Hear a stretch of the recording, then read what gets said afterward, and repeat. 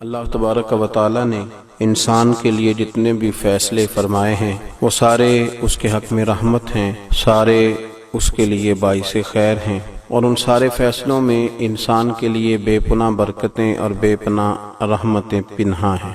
اللہ تبارک و تعالی نے انسان کے لیے زندگی بنائی ہے تو اس میں بھی اس کے لیے خیر ہے، اور اللہ نے موت کو پیدا کیا ہے، خلق کیا ہے، تو اس میں بھی اس کے لیے خیر ہے۔ قرآن مجید فرقان حمید میں اللہ کریم نے فرمایا کل نفس ذائقۃ الموت، فرمایا ہر ذی روح نے، ہر نفس نے جس کو اللہ نے روح عطا فرمائی ہے اس نے موت کا ذائقہ چکھنا ہے۔ اللہ تبارک و تعالی نے جس کو جان عطا فرمائی ہے، جس کو روح عطا فرمائی ہے، جس مالک نے روح دی ہے، اسی نے یہ قانون بنایا ہے کہ موت بھی آئے گی۔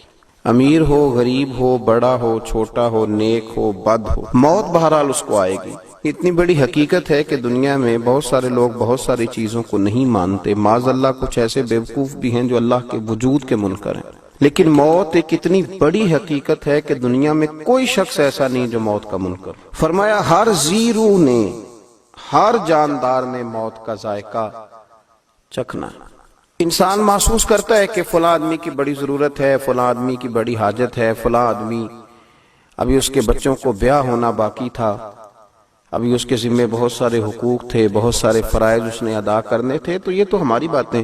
باقی موت چونکہ آنی ہے تو وہ کوئی مجبوری دیکھ کر رکتی نہیں، وہ کوئی حق دیکھ کر، کوئی فرض دیکھ کر ٹھہرتی نہیں، وہ جب آتی ہے تو پھر وہ آ جاتی، پھر وہ کسی کا رخ دیکھ کر کھڑی نہیں ہوتی۔ حضرت سیدنا عبداللہ ابن عمر رضی اللہ تعالیٰ عنہ بیان فرماتے ہیں، مجمع الزوائد کے اندر یہ روایت موجود ہے، فرماتے ہیں کہ مکہ مکرمہ کے اندر ایک اپاہج میاں بیوی تھے، شوہر بھی معذور تھا، اس کی بیوی بھی معذور تھی۔ اللہ تبارک و تعالی کی حکمت کاملہ کا تقاضا دیکھیے کہ ان کا بیٹا بھی ایک ہی تھا، اور وہ ایک ہی بیٹا ماں باپ کو اٹھاتا بھی تھا، بٹھاتا بھی تھا، کھلاتا بھی تھا، مسجد بھی لے کے آتا تھا، گھر بھی لے کے جاتا تھا، وہی ان کے لیے کما کے لاتا تھا، وہی ان کی زندگی کا آسرا اور بظاہر سہارا تھا۔ نبی پاک صلی اللہ تعالی علیہ وآلہ وسلم اس کی اس بات سے آگاہ تھے، حضور اس بات پر بڑے راضی تھے۔ جناب عبداللہ ابن عمر رضی اللہ تعالیٰ عنہ فرماتے ہیں کہ 3 دن مسلسل وہ نوجوان نظر نہیں آیا،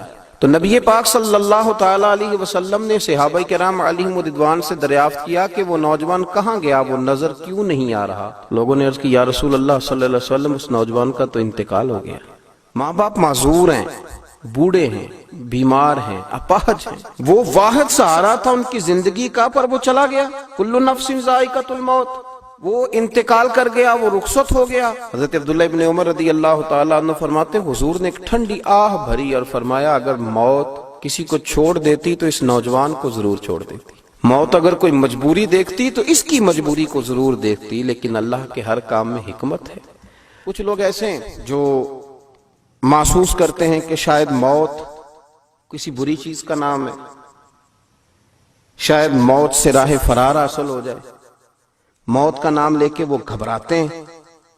اس میں کوئی شک نہیں کہ موت ایک سخت چیز کا نام ہے، اس میں کوئی شک نہیں کہ موت ایک کٹھن مرحلے کا نام ہے، پر موت سے کوئی راہ فرار اختیار نہیں کر سکتا۔ قرآن مجید نے فرمایا قل ان الموت الذی تفرون منہ فانہ ملاقیکم، فرمایا تم فرماؤ کہ وہ موت جس سے تم بھاگتے ہو وہ ضرور تمہیں آئے گی۔ کیوں بھاگتے ہو تم موت سے؟ یہ تو تمہیں آئے گی، تو تمہیں ڈھونڈ لے گی، یہ تو تمہیں تلاش کر لے گی، یہ تو پہنچ جائے گی۔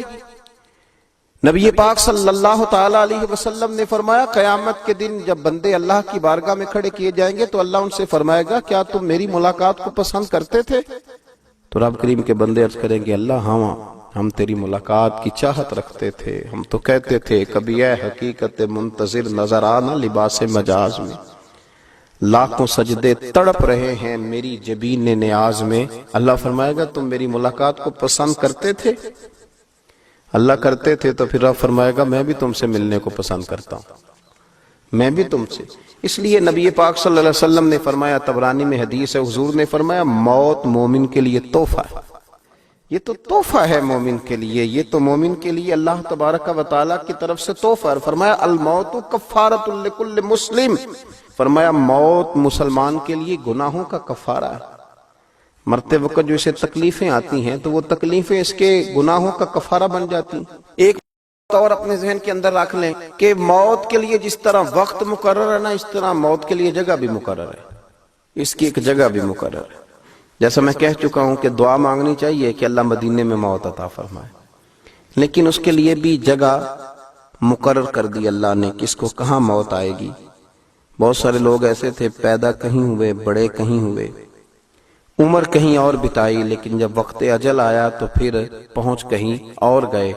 مصنف ابن ابی شیبہ میں حضرت خزیمہ بن عبد الرحمن رضی اللہ تعالیٰ عنہ کی روایت موجود ہے کہ آپ فرماتے ہیں کہ حضرت سلیمان علیہ السلام کے پاس آپ کا ایک دوست بیٹھا تھا، تو حضرت اسرائیل علیہ السلام تشریف لائے، اس کو غور غور سے دیکھنے لگے، پھر وہ تشریف لے گئے تو بعد میں وہ شخص آپ سے عرض کرنے لگا، حضور یہ مجھے گھور کے دیکھ رہے تھے، لگتا ہے میری موت کا وقت آ گیا، تو آپ اس طرح کریں ہوا کو حکم دے مجھے ہند پہنچا دے۔ یعنی کہ روایت میں یوں ہے کہ حضور ویسے ہی میرا دل کر رہا ہے، مجھے آپ ہوا کو حکم دے کہ ہند پہنچا دے۔ حضرت سلیمان کا حکم چلتا تھا، ہواؤں کو حکم دیا، وہ ہند پہنچ گیا۔ وہ شخص ہوائیں اڑا کے اس کو ہندوستان لے گئیں، وہ مقام جہاں وہ جانا چاہتا تھا وہاں جب وہ پہنچ گیا، کچھ دنوں کے بعد حضرت اسرائیل علیہ السلام تشریف لائے، حاضر بارگاہ ہوئے تو جناب سلیمان علیہ السلام نے فرمایا کہ کیوں گھور کے دیکھ رہے تھے؟ تو عرض کرنے لگے، حضور میں اس لیے گھور کے دیکھ رہا تھا کہ مجھے تو حکم ہے کہ تھوڑی دیر کے بعد اس کی روح ہند میں قبض کرنی، اور یہ یہاں گھوم رہا ہے، تو اتنا لمبا سفر ہے تو یہ پہنچے گا بھی کیسے؟ لیکن مجھے حکم ہے، مجھے امر ہے، تو میں تو ہند کی طرف سفر کرنے لگا، لیکن جب میں گیا تو مجھ سے پہلے وہاں موجود تھا۔ حضرت سلیمان علیہ السلام کہنے لگے، تیرے جانے کے بعد اس نے مجھ سے کہا، تو گھوڑے پہ، اونٹ پہ، پیدل تو جا نہیں سکتا تھا، تو میں نے ہوا کو حکم دیا تو اسے لے گئی۔ اس بات کو اور مضبوط کرتی ہے میرے نبی پاک صلی اللہ علیہ وسلم کی وہ حدیث جو صحیح مسلم میں موجود ہے، جو بخاری میں موجود ہے، جو مسند امام احمد بن حنبل میں موجود ہے۔ انس بن مالک رضی اللہ تعالیٰ عنہ فرمانے لگے کہ بدر کی رات نبی پاک صلی اللہ علیہ وسلم نے نشان لگائے تھے، نشان لگائے تھے، فرمایا فلاں کافر یہاں مرے گا، فلاں یہاں مرے گا، فلاں یہاں مرے گا۔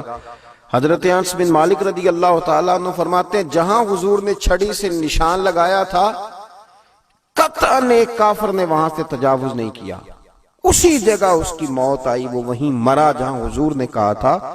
تو موت کا وقت بھی مقرر ہے، موت کی جگہ بھی مقرر ہے، موت کو یاد کرنے کا بھی حکم ہے، لیکن موت مانگنے سے منع کر دیا گیا۔ اسے گھبرائے نہیں، ڈرے نہیں۔ نبی پاک صلی اللہ علیہ وسلم نے تو فرمایا کافر تم پر دلیر ہی اس وقت ہوگا جب تم موت سے گھبرانے لگو، کافر تمہیں روب دکھائے گا، تمہارے دل میں کافروں کا روب ٹھہر جائے گا جب تم موت سے گھبرانے لگو گے اور زندگی سے پیار کرنے لگو، تو یہ تو آئے گی، یہ چھوڑ کے تو نہیں جائے گی۔ تو اس کے لیے اللہ تبارک و تعالی کی بارگاہ سے خیر طلب کریں۔ ہاں میرے رسول کریم صلی اللہ تعالی علیہ وسلم نے موت کو یاد کرنے کا حکم دیا، فرمایا اس کو یاد کرو۔ رسول پاک صلی اللہ علیہ وسلم نے فرمایا لذتوں کو ختم کرنے والی موت کو یاد کرو۔ یہ جو تم گناہ کی لذتوں میں الجھ گئے اور یہ جو تم گناہ اور خواہشات میں الجھتے چلے جا رہے، روز بروز تمہاری ایک نئی خواہش جنم لیتی ہے۔ جو مرنے والے ہوتے ہیں ان کا یہ طریقہ نہیں ہوتا، جو دنیا سے جانے والے ہوتے ہیں ان کا یہ رویہ نہیں ہوتا، وہ تو مسافروں کی طرح وقت گزارتے۔ فرمایا لذتوں کو ختم کرنے والی موت کو یاد کرو۔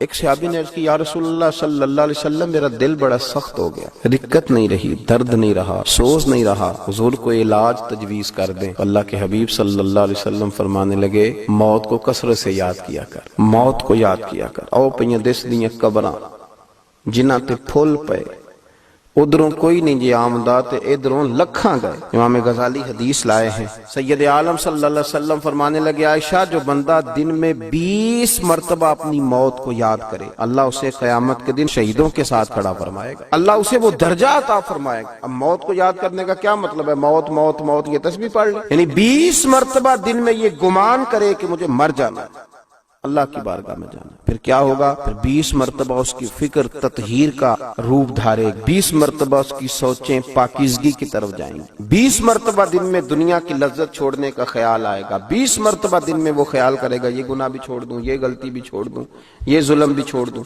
نبی پاک صلی اللہ علیہ وسلم نے فرمایا زندگی کو غنیمت جانو، آج وقت ہے، پہلے اس کے کہ پیغام اجل آئے، قبل اس کے کہ جو موجود ہیں ان کے بارے میں یہ کہا جائے کہ وہ ہوا کرتے تھے، قبل اس کے کہ لوگ جن کے مکان کا ٹھکانہ پوچھتے تھے لوگ ان کی قبر کا رستہ پوچھنے لگے، قبل اس کے کہ جن کے بارے میں لوگ سوالات کرتے تھے کہ فلاں آدمی کہاں گیا ہے، پھر لوگ اس کی باقیات کے بارے میں سوال کرنے لگے، قبل اس کے کہ اعلان ہونے لگے، قبل اس کے کہ دعائیں ہونے لگے، اور قبل اس کے کہ موت اپنے پنجے گاڑ کر پہنچ جائے، موت کی تیاری کی جائے۔ انسان کوشش کرتا ہے کہ اپنی صحت کے لیے بھی کچھ نہ کچھ تیار کرے، اپنی زینت کے لیے بھی کچھ نہ کچھ تیار کرے، اپنے آپ کو سجانے سنوارنے، کھانے پینے پہننے رہنے کے لیے کچھ نہ کچھ تیاری کرے، پر اسے چاہیے نہ کہ ساتھ ساتھ مرنے کے لیے بھی کچھ تیاری کرے۔ ہماری جتنی بھی تیاری ہے وہ ساری زندہ رہنے کے لیے، جو کچھ بھی ہم کر رہے ہیں وہ زندہ رہنے کے لیے کر رہے ہیں، جو کچھ بھی ہم کر رہے ہیں۔ مجھے زندہ رہنا ہے تو اس کے لیے مکان چاہیے تو مکان بنا لیا جائے، کپڑے پہننے ہیں تو کپڑے خرید کے سلوا لیے جائیں، اور مجھے چونکہ رہنا ہے تو پھر اس کے لیے کھانا ہے تو پھر کھانے کا بندوبست کر، تو سارا کچھ زندہ رہنے کے لیے۔ اللہ کے بندے جو کچھ بھی کر وہ مرنے کے لیے کرتے تھے۔ ان کا خیال تھا کہ جب مریں گے تو فلاں چیز ملے گی، جب مریں گے تو اللہ فلاں نعمت عطا کرے گا۔ تو ساری تیاری جینے کے لیے نہیں کریں، کچھ مرنے کے لیے بھی تیاری کریں۔ علمت نفس ما قدمت واخرت، کچھ آگے کے لیے بھی بھیجیں، اس کے لیے بھی کچھ تیاری کریں۔ حضرت عائشہ صدیقہ رضی اللہ تعالیٰ عنہ فرماتی ہیں کہ نبی پاک صلی اللہ علیہ وسلم نے مجھے ایک بکرا ذبح کرنے کے بعد پکانے کے لیے دیا تو وہ میں نے سارا بانٹ دیا، صرف بکرے کی ایک دستی رکھی۔ سرکار کے تناول کرنے کے لیے حضور گھر تشریف لائے تو فرمایا کچھ بچا ہے؟ میں نے عرض کی یا رسول اللہ صلی اللہ علیہ وسلم بس یہ ایک حصہ بچا ہے، باقی تو سارا دے دیا۔ تو حضور نے فرمایا نہیں عائشہ، جو تم نے دے دیا وہ سارے بچ گیا، اس لیے کہ وہ آخرت کے لیے جمع ہو گیا۔ آخرت کے لیے کچھ جمع کریں، سارا بندوبست جینے کے لیے نہیں کریں، کچھ مرنے کے لیے بھی کریں، قبر حشر آخرت کی تیاری کے لیے بھی کچھ کریں۔ اللہ سمجھنے کی توفیق عطا فرمائے۔